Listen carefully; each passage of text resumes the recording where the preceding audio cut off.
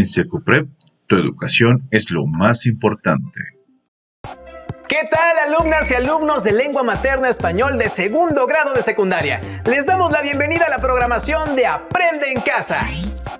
Para nosotros es un gusto estar con ustedes en este momento complejo del que saldremos fortalecidos con estas transmisiones que ustedes siguen desde sus hogares. Así es, ¿no te parece que de cada situación complicada siempre se aprende algo nuevo y te vuelves más fuerte ante otras adversidades? ¿A ustedes les ha pasado? Lo que mencionas es muy cierto. Este es un momento que también tiene cosas positivas para todas y para todos. Y aunque la actual contingencia modificó completamente nuestras labores diarias, también nos acercó a nuestras familias. Además, nos ha demostrado que ante las circunstancias adversas es necesario insistir en aprender y estudiar. Eso nadie lo puede detener. Por eso estamos alegres de acompañarlos en esta sesión que lleva por título La brevedad latinoamericana. Antes de iniciar, recuerden que deben tener listas hojas y lápiz para hacer sus anotaciones, preguntas, comentarios o ejercicios. Al final de cada sesión podrán incorporar estos apuntes en su carpeta de experiencias para presentarla a sus docentes, compañeras y compañeros cuando llegue el momento de regresar a sus planteles escolares. Si ya tienen todo listo, empecemos. En esta ocasión hablaremos de literatura y lenguaje. ¿Sabían que gracias al lenguaje podemos imaginar mundos nuevos que cobran vida con las palabras? Así es, también podemos crear situaciones que nadie ha vivido, pero con las que nos identificamos. Esto es la literatura. Durante el tiempo en el que han cursado la secundaria, se han asomado a leer distintos géneros literarios. Por eso, ya deben estar listos para que nos adentremos en un tema muy interesante, la narrativa breve. Conoceremos algunos de los autores más relevantes de la literatura latinoamericana contemporánea. Y también escucharemos algunos de sus cuentos breves. ¿Qué esperamos? ¡Corre el primer video! Los que echaban a perder un cuento bueno o escribían uno malo, lo enviaban al componedor de cuentos. Este era un viejecito calvo de ojos vivos que usaba unos anteojos pasados de moda montados casi en la punta de la nariz y estaba detrás de un mostrador bajito lleno de polvosos libros de cuentos de todas las edades y de todos los países. Su tienda tenía una sola puerta hacia la calle y él estaba siempre muy ocupado. De sus grandes libros sacaba inagotablemente palabras bellas y aún frases enteras.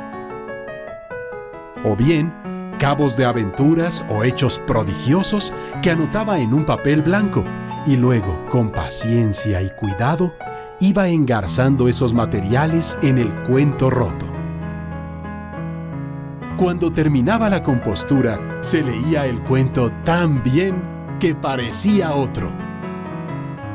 De esto vivía el viejecito, y tenía para mantener a su mujer, a 10 hijos ociosos, a un perro irlandés y a 2 gatos negros.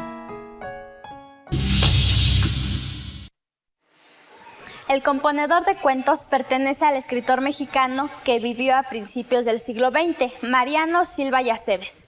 Este relato es uno de los mejores ejemplos de la narrativa breve latinoamericana, un tipo de cuento que tiene características muy particulares.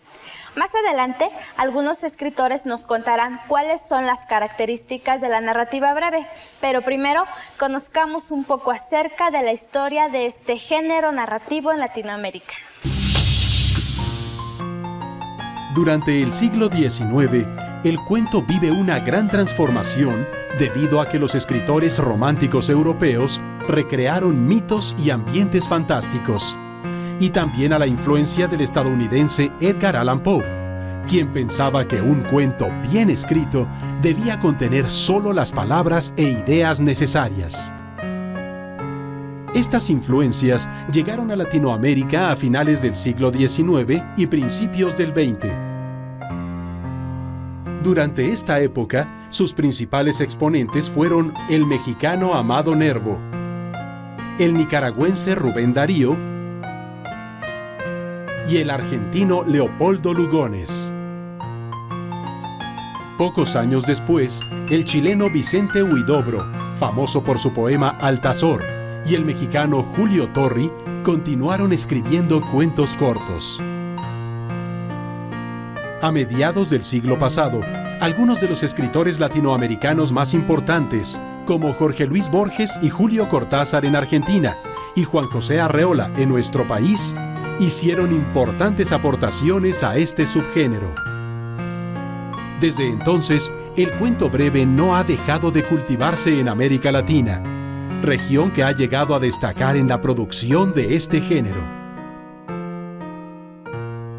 Por ejemplo, uno de los cuentos contemporáneos más famosos es El dinosaurio, del escritor guatemalteco Augusto Monterroso, un verdadero maestro del cuento breve en el que utiliza el humor negro y la parodia. A continuación, su cuento más famoso. Cuando despertó, el dinosaurio todavía estaba allí. Hola, ¿qué tal? Hoy tengo el gusto de entrevistar al maestro Guillermo Samperio. Maestro, dígame, ¿cuáles son las características de un texto breve?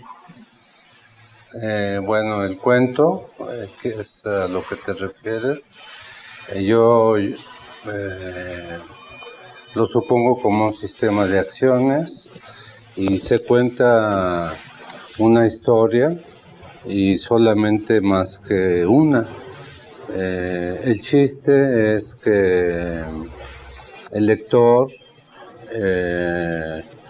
vaya avanzando sin darse cuenta qué va pasando más adelante hasta que llega a un clímax y ahí él supone algún tipo de final, pero el escritor, como decimos, le ha ocultado como mago el final y cuando lee el resultado, propiamente la finalización del cuento, se encuentra con otra cosa, ¿no?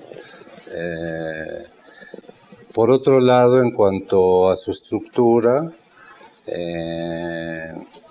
es como una especie de reloj de esos antiguos que usaban los abuelos, con muchos engranes y muchos tornillitos. Es muy difícil escribirlos y tienen bastantes elementos como ese reloj que el cuentista tiene que ir poniendo a lo largo de su desarrollo.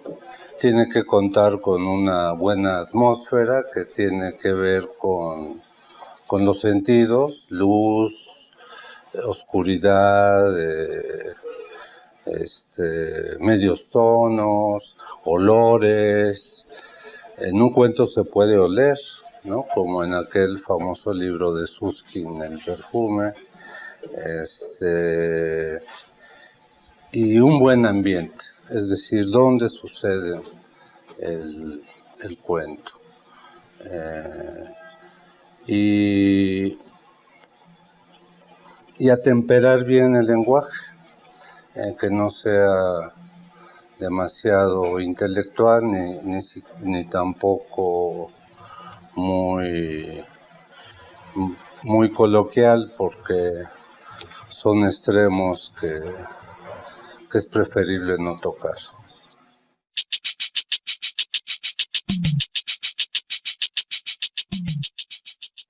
Bueno, en cada cuento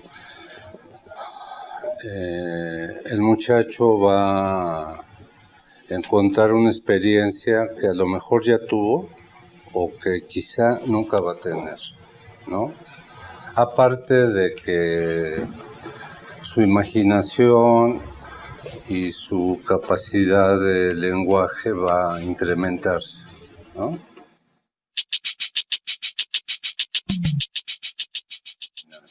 Actualmente el cuento comienza con el conflicto desarrollado, quiero decir que, por ejemplo, está una pareja desayunando y de pronto suena el teléfono, el celular de ella, y contesta. Se sale a la terraza a contestar y entonces el marido, muy enojado, se levanta y le dice, toma el plato y toma el plato y lo avienta contra la pared. Y el hot cake se va así resbalando y deja una mancha marrón en la pared. Y le dice a ella, te dije que era la última vez. Y sale hacia el primer piso, ¿no? Entonces, ahí estamos empezando ya con un conflicto desarrollado. Es decir, ¿por qué se sale ella a la terraza? ¿Por qué es que era la última vez? ¿Por qué se enoja tanto? ¿Por qué se sale de cena? Ya hay muchas preguntas, ¿no? Entonces, el lector va a querer que le conteste el cuentista esas preguntas, ¿no? Entonces el cuento se va desarrollando poco a poco para ir contestando esas preguntas. Un ejemplo de la narrativa breve contemporánea es el cuento Tiempo Libre, del escritor mexicano Guillermo Samperio. En la siguiente adaptación de este cuento, pongan atención en cómo se presentan algunas de las características del género. Todas las mañanas compro el periódico y todas las mañanas, al leerlo, me mancho los dedos con tinta. Mi esposa había salido de compras. Me acomodé en mi sillón favorito, encendí un cigarro y me puse a leer la primera página. De pronto, descubrí que una mancha negra cubría mis dedos. De inmediato fui al baño y me tallé con zacate, piedra pómez y finalmente me lavé con blanqueador. Pero el intento fue inútil, porque la mancha creció y me invadió hasta los codos. Ahora, más preocupado que molesto, llamé al doctor y me recomendó que lo mejor era que tomara unas vacaciones o que durmiera. Después llamé a las oficinas del periódico para elevar mi más rotunda protesta. Me contestó una voz de mujer que solamente me insultó y me trató de loco. En el momento en que hablaba por teléfono, me di cuenta de que, en realidad, no se trataba de una mancha, sino de un número infinito de letras pequeñísimas, apeñuscadas como una inquieta multitud de hormigas negras. Cuando colgué, las letritas habían avanzado ya hasta mi cintura. Asustado, corrí hasta la puerta de entrada, pero antes de poder abrirla, me flaquearon las piernas y caí estrepitosamente. Tirado boca arriba, descubrí que, además de la gran cantidad de letras hormiga que ahora ocupaban todo mi cuerpo, había una que otra fotografía. Así estuve durante varias horas, hasta que escuché que abrían la puerta. Me costó trabajo hilar la idea, pero al fin pensé que había llegado mi salvación. Entró mi esposa, me levantó del suelo, me cargó bajo el brazo, se acomodó en mi sillón favorito, me ojeó despreocupadamente y se puso a leer. ¿Por qué le ocurre esa transformación al personaje de este cuento? Porque, ahí trata de que, el señor por leer mucho el periódico, se le fueron poniendo las letritas en su mano, ya de ahí ya corrió hasta los codos y hasta la cintura. Porque, de que leía el periódico, él se imaginaba de que se convertía en periódico, de que tanto le gustaba leer y de tanto que se le estaba creyendo, pues se convirtió en periódico. Porque él siempre cuando se paraba, él siempre leía el periódico y pues se le vino esa imaginación de que si como que lo leía a diario, se iba a convertir él en periódico.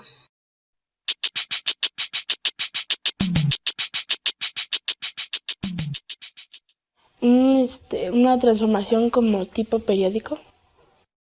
de que puede ser una historia a la vez real y a la vez no, porque de tanto se manchaba las manos de tinta, se fue convirtiendo. No, pues algo que, o sea, como un cuento, o sea, se transforma en periódico.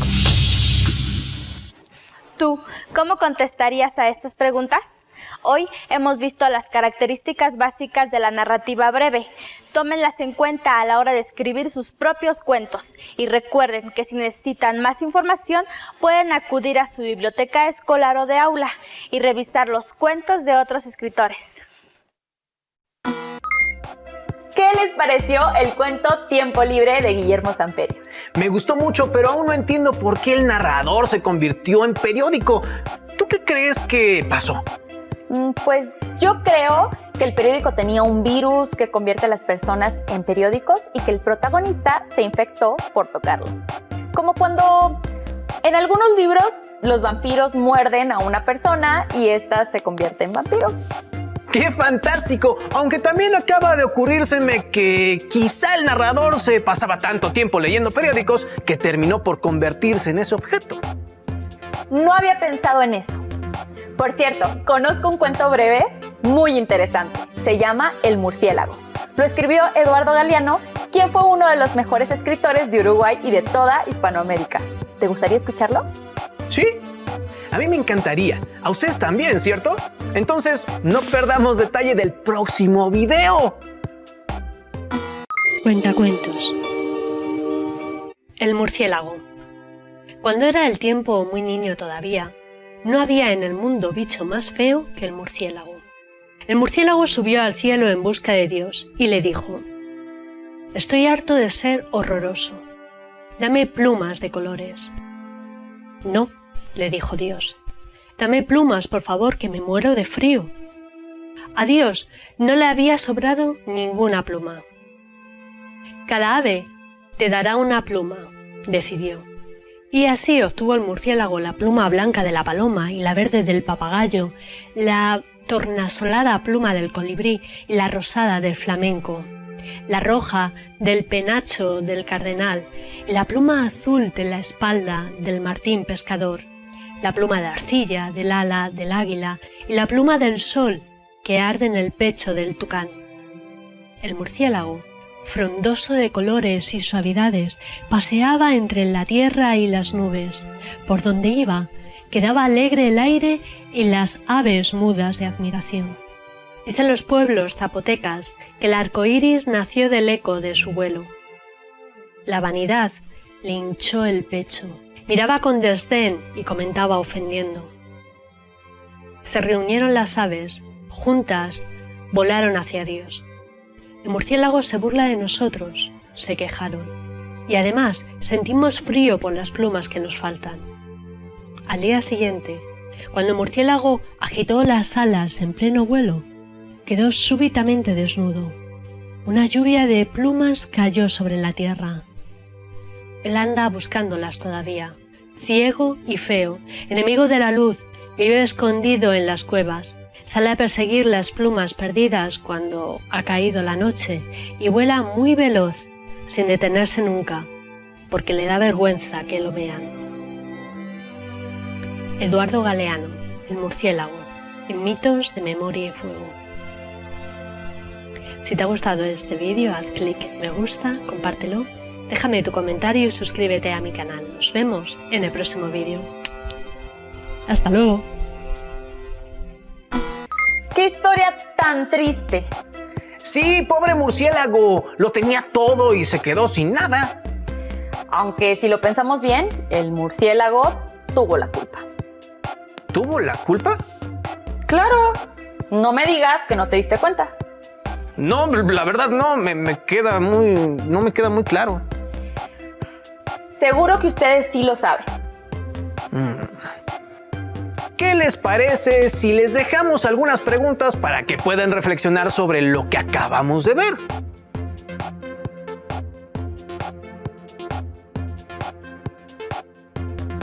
¿Qué es un cuento breve?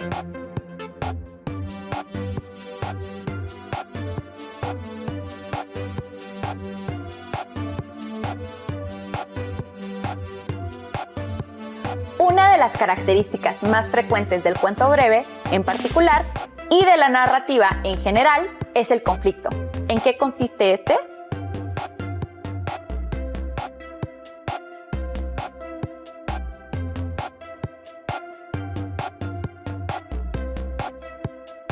¿Por qué el murciélago del cuento de Eduardo Galeano desea tener plumas y por qué es castigado?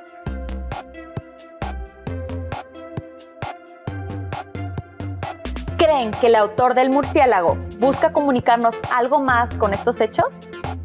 ¿Por qué creen esto?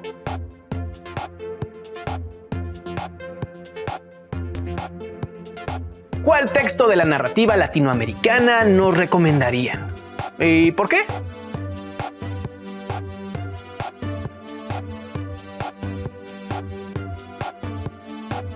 Anoten sus respuestas en las hojas y al terminar, guárdenlas en su carpeta de experiencias junto con sus demás apuntes. Por último, y para que conozcan otras obras de la narrativa latinoamericana contemporánea, nos gustaría recomendarles el libro Historias para Habitar, del autor David Jorajuria.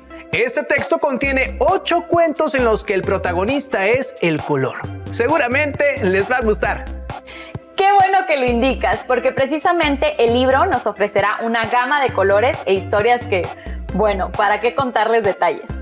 Seguramente es mejor que lo lean. Lo pueden conseguir vía internet o cuando pase la contingencia podrían encontrarlo en alguna biblioteca o librería. Esperamos que les haya gustado esta sesión. Recuerden reforzar lo aprendido.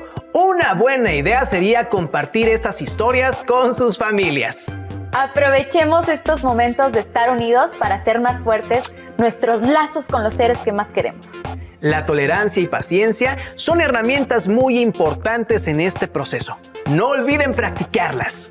Nos despedimos recordándoles que estudiar y aprender en el hogar podría parecer acciones sencillas, pero no es así. Necesitan ser muy organizados con sus tiempos, encontrar ese espacio en casa donde se sientan cómodos y puedan concentrarse. Sigan sintonizando la programación de Aprende en Casa, porque la educación nunca se detiene. ¡Hasta pronto! No olvides darle like al video y suscribirte. ¡Hasta pronto!